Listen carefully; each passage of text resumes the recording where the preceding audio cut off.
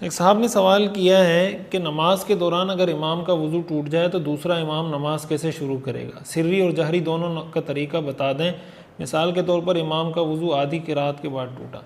देखें, अगर इमाम का वज़ू टूट जाता है तो ऐसी सूरत में उसको ये इजाज़त है, वो ये कर सकता है कि पीछे हटे, जैसे ही उसका वज़ू टूटा है वो एकदम पीछे हटे और अपने पीछे से किसी ऐसे मुक्तदी को नमाज के लिए आगे कर दे, नमाज के दौरान ही इशारे से बग़ैर बात किए हुए, जिसके बारे में उसको पता है कि यार ये नमाज कंटिन्यू करके मुकम्मल करवा देगा लोगों की, और उसको इशारे से बता दे।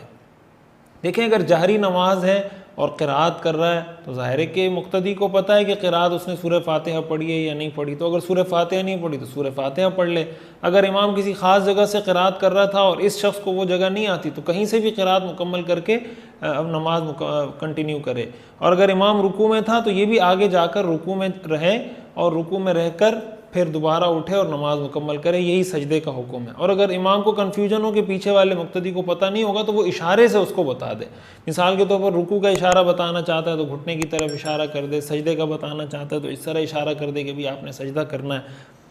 इसी तरह अगर सिर्री नमाज की बात करें, सिर्री नमाज अगर वो पढ़ रहा है तो ज़ाहिर है कि उसको पता नहीं कि इसने क़िराअत पूरी की है या नहीं की,